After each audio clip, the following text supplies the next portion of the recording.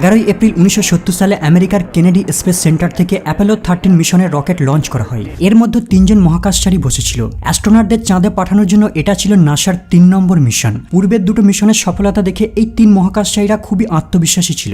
এদের স্বপ্ন ছিল চাঁদের মাটিতে পা রাখবে, কিন্তু তারা কখনোই জানতো না যে তাদের স্বপ্ন বাস্তব হতে চলেছে।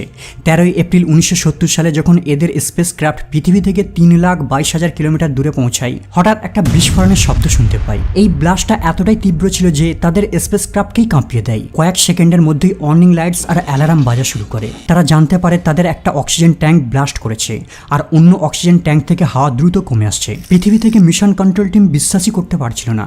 তারা মনে করেছে হয়তো কোনো যান্ত্রিক ত্রুটি দেখা দিয়েছে, কিন্তু স্পেস ক্রাফট থেকে মহাকাশচারীরা জানায় যে তারা জানালা থেকে স্পষ্ট দেখতে পাচ্ছে হাওয়া কন্টিনিউ লিক হয়ে যাচ্ছে। দ্বিতীয়ত তারা দেখতে পাচ্ছে বিস্ফোরণের কারণে স্পেস ক্রাফটটি রাস্তা হারিয়ে ফেলেছে, আর প্রতি সেকেন্ড পৃথিবী থেকে কিলোমিটার করে দূরের দিকে পালাচ্ছে। কয়েক মিনিটের মধ্যে এই 3 মহাকাশচারীরা পৃথিবী থেকে এতটা দূরে পৌঁছে যায় যে একটা নতুন রেকর্ড গড়ে দেয়। আজ পর্যন্ত পৃথিবী থেকে কোনো মানুষ এতটা দূরে পৌঁছায়নি যতটা দূরে এই 3 মহাকাশচারীরা গিয়েছিল অ্যাপোলো 13 মিশনের জন্য। চাঁদের মাটিতে পা রাখা তো দূরের কথা, এখন আসল প্রশ্ন হলো এরা 3 জনে আদৌ কি পৃথিবীতে জীবিত ফিরে আসতে পারবে? কারণ তারা এমন একটা জায়গায় হারিয়ে গেছে, না পারবে চাঁদে ল্যান্ড করতে, না পারবে পৃথিবীতে ফিরে আসতে, আর না পারবে বেশি সময় ধরে মিড স্পেসে আটকে থাকতে।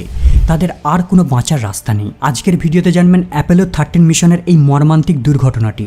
এটা এমন এক বাস্তব ঘটনা যা সায়েন্স ফিকশন মুভিকেও হার মানায়। এমনিতেই মহাকাশে রোবট পাঠানো নাসার জন্য একটি কঠিন সাধ্য কাজ, কিন্তু মহাকাশে জীবন্ত মানুষ পাঠানো, আবার তাকে অক্ষত অবস্থায় পৃথিবীতে ফিরিয়ে আনা, এটা এমন একটা ম্যান মিশন যেখানে সামান্য ইঞ্চি পরিমাণ যদি ভুল হয়ে যায় তাহলে কয়েক বছরের পরিশ্রম ব্যর্থ হওয়ার সাথে সাথে মানুষের জীবন ধ্বংস হয়ে যাবে। এই কারণে স্পেস ক্রাফটকে এমনভাবে তৈরি করা হয় যাতে সূর্য থেকে নির্গত প্রাণনাশক রেডিয়েশন মহাকাশচারীদের ক্ষতি না করে, আর ভিতরে যেন পৃথিবীর বায়ুমণ্ডলের মতো ফিল দেয়। আর এই কারণে প্রেসারাইজড কেবিনের ভিতর অক্সিজেন সাপ্লাইয়ের জন্য অক্সিজেন ট্যাঙ্ক ইনস্টল করা থাকে, আর কার্বন ডাই অক্সাইডকে নষ্ট করার জন্য বিশেষ ফিল্টারও লাগানো থাকে যাতে মহাকাশচারীরা স্পেস রকেটের ভিতর জীবিত থাকতে পারে। অ্যাপোলো 13 মিশনের মূল লক্ষ্য ছিল চাঁদকে আরও ভালোভাবে এক্সপ্লোর করা, আর একে এমন একটা জায়গাতে ল্যান্ড করা হবে যেখানে কোনো অ্যাস্ট্রয়েড পড়ার কারণে বড় গর্ত তৈরি হয়ে গেছে। চাঁদের এই গর্তকে প্রেম অ্যারো বলা হয়। এই মিশনের কমান্ডার ছিলেন জেমস লভেল, আর সঙ্গে ছিল 2 জন মডিউল পাইলট, জন সোয়াইগার্ড আর ফ্রেড হেইস।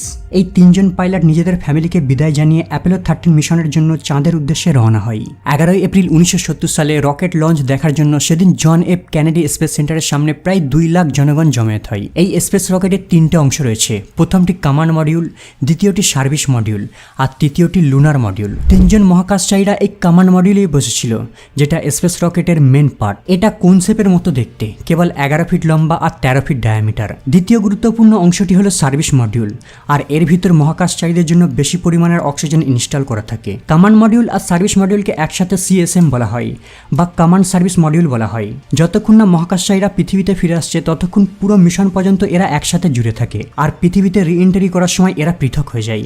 আর তৃতীয় অংশটি হলো লুনার মডিউল, যার প্রধান কাজ হলো যখন স্পেস ক্রাফট চাঁদে চলে আসে তখন 2 জন মহাকাশচারীরা সিএসএম থেকে লুনার মডিউলের ভিতর প্রবেশ করে, আর এটা তখন সিএসএম থেকে পৃথক হয়ে যায়, আর তারপর চাঁদে ল্যান্ড করে। আর যখন চাঁদে বিজ্ঞানীদের কাজ সম্পূর্ণ হয়ে যায় আবারও বিজ্ঞানীদের নিয়ে সিএসএম মডিউলে অ্যাটাচ হয়ে যায়, আর পুনরায় আবার পৃথিবীর দিকে ফিরে আসে। পরিকল্পনাটি ছিল স্পেস ক্রাফটটি পৃথিবীর অরবিট থেকে বেরিয়ে চাঁদের অরবিটের চতুর্দিকে ঘুরবে, আর সিএসএম মডিউল থেকে পৃথক হয়ে ধীরে ধীরে চাঁদে ল্যান্ড করবে। কিন্তু তারা কখনোই জানতো না যে কয়েক ঘন্টার মধ্যেই তারা এক ভয়ানক দুর্ঘটনার শিকার হতে চলেছে।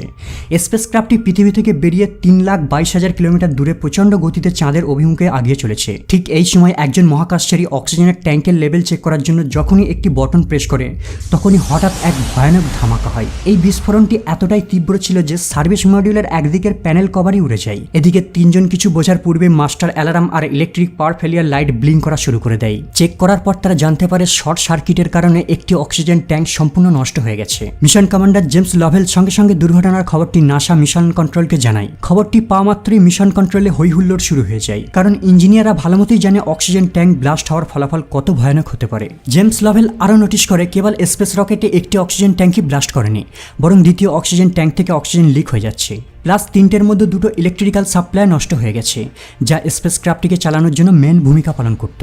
এখন একসাথে এতগুলি সমস্যাকে সমাধান করা মিশন কন্ট্রোলের ক্যাপাসিটির বাইরে, কারণ তারা এমন এক জায়গায় আটকে পড়েছে, না তাদের লোকেশন পৃথিবীর কাছে না চাঁদের কাছে রয়েছে। এই 3জন মহাকাশচারী নিশ্চিত হয়ে যায় যে তাদের মৃত্যুর সময় ঘনিয়ে আসছে। এখন তাদের সব লাইট অফ হয়ে গেছে, পান করার জন্য পর্যাপ্ত জলও শেষ প্রায়। তারা যেই অক্সিজেনটিকে গ্রহণ করছে সেই অক্সিজেনটিও লিক হওয়া লাস্ট অক্সিজেন ট্যাঙ্ক থেকে আসছে। কেবল তাদের একটা মাত্র পাওয়ার ব্যাকআপ চালু রয়েছে। এই সমস্যাগুলি ছাড়াও আরও একটি ভয়ানক সমস্যার সম্মুখীন হয়।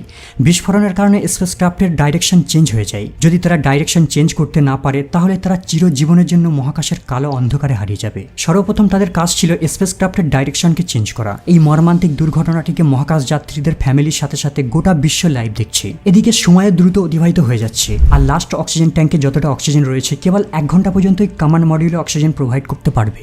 এই পয়েন্টে নাসা মিশন কন্ট্রোল সিদ্ধান্ত নেয় মহাকাশচারীরা যেন কমান্ড মডিউল থেকে লুনার মডিউলে শিফট হয়ে যায়। ভাগ্যবশত লুনার মডিউলে পৃথক অক্সিজেন সাপ্লাই রয়েছে, কিন্তু সমস্যা হলো লুনার মডিউলে 2জন ব্যক্তির জন্য অক্সিজেন আর জলের মজুত রয়েছে। কিন্তু বিকল্প রাস্তা না থাকার কারণে 3জনকেই লুনার মডিউলে চলে আসতে হয়। পূর্বেই বলেছিলাম লুনার মডিউলের কাজ হলো 2জন মহাকাশচারীকে নিয়ে চাঁদে ল্যান্ড করা, কিন্তু এখন সেখানে 3জন রয়েছে। এই 3জন সীমিত অক্সিজেন সাপ্লাইয়ের মধ্যে কত সময় জীবিত থাকতে পারবে নাসা টিম পৃথিবীতে বসে বসে ক্যালকুলেশন করা শুরু করে দেয়। ক্যালকুলেশন থেকে তারা জানতে পারে লুনার মডিউলে 3জন অ্যাস্ট্রোনটদের জন্য 2 দিন পর্যন্ত অক্সিজেন সাপ্লাই থাকবে। কিন্তু সেই একই প্রশ্ন থেকে যায়, এদেরকে কখন আর কিভাবে পৃথিবীতে ফিরিয়ে আনা হবে? অ্যাপোলো 13কে পৃথিবীতে ফিরিয়ে আনার জন্য নাসার কাছে কেবল 2টো অপশনই রয়েছে।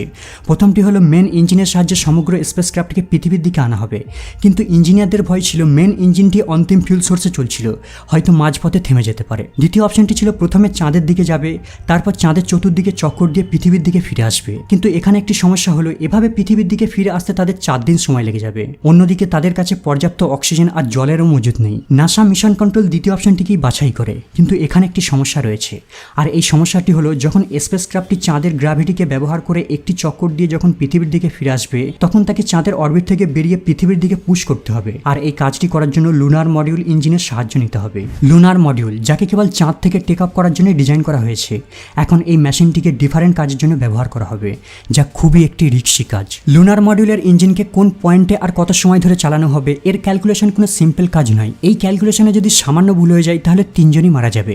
পৃথিবী থেকে নাসা ইঞ্জিনিয়াররা একটি ক্যালকুলেশন করে মহাকাশচারীদের পাঠায়, আর লুনার মডিউলে বসে থাকা মহাকাশচারীরা নাসার ক্যালকুলেশন অনুযায়ী কাজ করে। চাঁদের চতুর্দিকে একটা চক্কর মারার পর তারা একটি নির্দিষ্ট পয়েন্টে এসে 35 সেকেন্ড পর্যন্ত স্পেসক্রাফটটিকে টার্ন করে, আর ফাইনালি তাদের ডাইরেকশন পৃথিবীর অভিমুখে হয়ে যায়। 2 দিন ধরে প্রতি ঘন্টায় 32,000 কিলোমিটার স্পিডে চলতে চলতে তারা পৃথিবীর অনেক কাছে পৌঁছে যায়। এখন তাদের আরও একটি কঠিন সমস্যার মোকাবিলা করতে হবে। পৃথিবীর বায়ুমণ্ডলে প্রবেশ করার জন্য তাদের লুনার মডিউল ছেড়ে পুনরায় কমান্ড মডিউলে ফিরে যেতে হবে, কারণ কমান্ড মডিউলকে এই কাজটি করার জন্যই ডিজাইন করা হয়েছে। মহাকাশচারীরা নাসা কন্ট্রোলের নির্দেশ অনুসারে স্পেস স্যুট পরে কমান্ড মডিউলে চলে আসে। পৃথিবীতে এন্ট্রি করার জন্য তারা লুনার মডিউল আর সার্ভিস মডিউল থেকে সেপারেট হয়ে যায়। এই ঘটনাটিকে লাইভ টিভিতে দেখানো হচ্ছে। নাসা মিশন কন্ট্রোল আর পুরো দুনিয়ার দর্শকদের হার্টবিট বাড়তে থাকে, কারণ তারা এমন একটা সিচুয়েশনে চলে এসেছে যেখানে কোনো কন্ট্রোল ছাড়াই পৃথিবীর বায়ুমণ্ডলের ভিতর প্রবেশ করবে। যখন তারা পৃথিবীর বায়ুমণ্ডলের ভিতর এন্ট্রি করে প্রচণ্ড তাপের কারণে 3 মিনিটের জন্য নাসা কন্ট্রোলের সঙ্গে কানেকশন বিচ্ছিন্ন হয়ে যায়। যখন 3 মিনিট পরেও কোনো সম্পর্ক নেই, সকলে মনে করেছে সম্ভবত মহাকাশচারীরা তাপ সহ্য না করতে পেরে মারা গেছে, কিন্তু 5 মিনিট পরেই তারা রিপ্লাই দেয় যে সব ঠিকঠাক রয়েছে।